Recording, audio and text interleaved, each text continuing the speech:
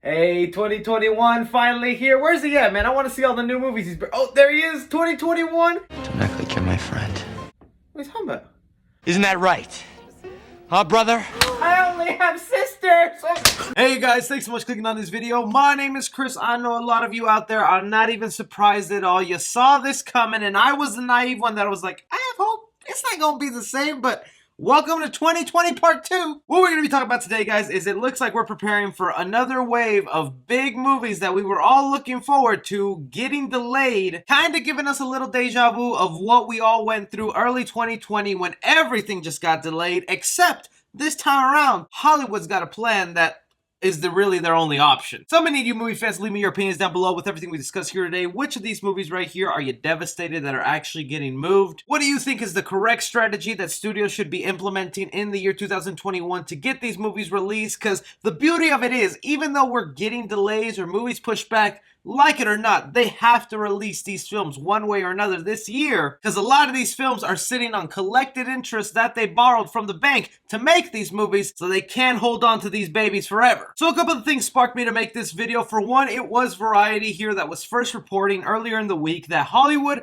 prepares to delay another slew of blockbusters. In this article, they go ahead and round off some of the early movies set to come out in 2021, stuff like Fast and Furious 9, Black Widow, No Time to Die, and how they're hearing rumblings that studios are really scrambling to look for other options than just a theater release because we have not gotten them fully open yet. And some of their strategies I think are pretty interesting here. For one, they have the Sony Pictures strategy, which is just delay everything. Who cares? We're just gonna ride this thing out, and there's no way we're doing the digital release. That seems to be Sony's whole attitude towards this thing, especially if you look at Morbius. That movie was set to come out in March of this year, but they recently announced that's been moved all the way to October of 2021. If they're willing to go ahead and move that, man, you can bet sure well that Ghostbusters Afterlife, Venom 2, Let There Be Carnage, and even Spider-Man 3 are up in the table for Sony. Like, we need to keep scooting these movies away, hoping that things get a little normal. When really, I think we're at a point now that I think that is kind of the dumbest strategy you could have, is just delaying the inevitable, because even if things go 100% perfect, and let's say magically tomorrow everybody became immune to the illness, everybody was feeling good, stuff was heading back to normal, it's still going to be a long process for people to get back into that rut of going inside a theater. You've broken the habit of a lot of movie-going fans where for a good chunk of a year to now even more with this pandemic continuing, they were forced to now live a life of just consuming content on streaming services, getting all their preferred media online or through a TV show, basically making a lot of us go cold turkey, that now when you offer it back to us that, hey, a theater's open, remember paying $50 for popcorn, sticky floors, people who talk and text during the movie?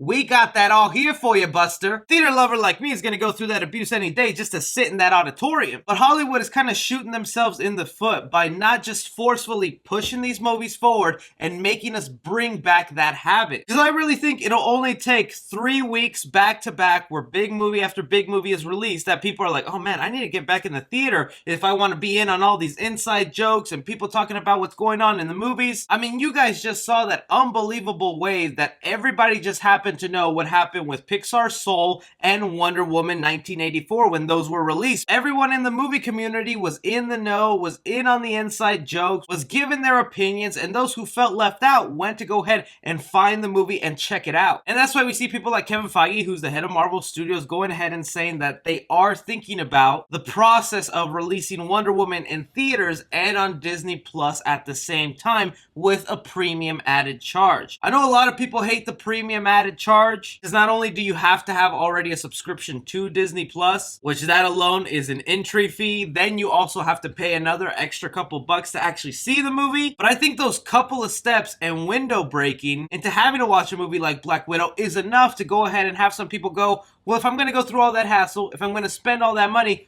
might as well go to the theater. And again, you're now breaking the broken habit of people not going to theaters, and this time them actually going. Which is why, even though I think it was crazy with that whole Warner Brothers thing, I think they have the best release model right now, because All these other studios, instead of doing what I think is the correct strategy, which I think is putting it on PVOD for maybe 20, 30 bucks, while also releasing it in theaters on the same day, studios like MGM are trying their hardest just to sell their movies to streaming services. I mean, one of the funniest things that is happening right now is MGM is really trying to sell the James Bond movie, No Time to Die, for about $600 million to Netflix, HBO Max, really any streaming service out there. They're like, hey, we got this movie, $600 million, and it's yours, buddy. And none of them were interested. Articles were saying that they weren't even looking to pay half of that for that James Bond movie. That, I think, is the other problem with these studios and wanting to release these films, is they think once things go back to normal, that automatically they'll just start earning the money like the pandemic never happened, which again is not going to happen for another 3 years. I'm not saying I think the pandemic or theaters being closed will still be a thing in 2 years. I'm saying the regular rhythm of people populating a theater and movies breaking box office records isn't going to be a thing in the next couple of years. The new normal for movies like A Quiet Place 2 and even Fast and the Furious is just going to be, you either just take the bullet and release it in theaters,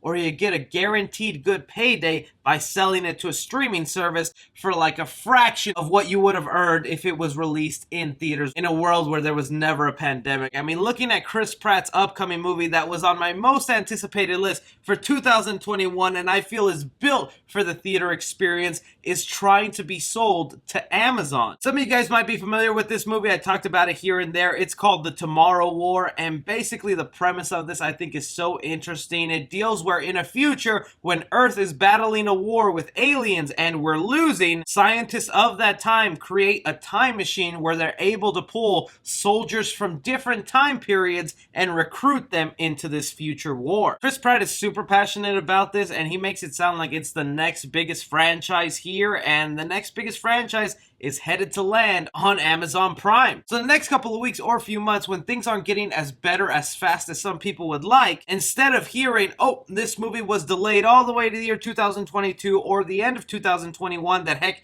is still very packed with a lot of movies. Like October has Halloween Kills, Morbius, and the months before and after that are also packed with delayed movies. That the new headlines aren't gonna read A Quiet Place 2 delayed to 2022. Instead, they're gonna start reading A Quiet Place 2 sold to Netflix, A Quiet Place 2 sold to Hulu, Amazon. So it's not all bad for 2021. We'll still be getting these movies. It's just a matter of now, you guys better be subscribed to every streaming service out there, because at least one of them is going to end up buying and picking up your favorite blockbuster upcoming. But like I said, I want to hear from you guys. It doesn't seem like just delaying your movie over and over and waiting for theaters is a viable option. What do you think is the best strategy, okay? Should they do a combination of the two? Should they just sell it to a streaming service? Should they go all PVOD where they just charge 30 to 40 bucks on iTunes or Google Play Store? I want to know from you guys. Be sure to like and subscribe. Follow me on Twitter at 3C Film Review. As always, I'm Chris. Take care.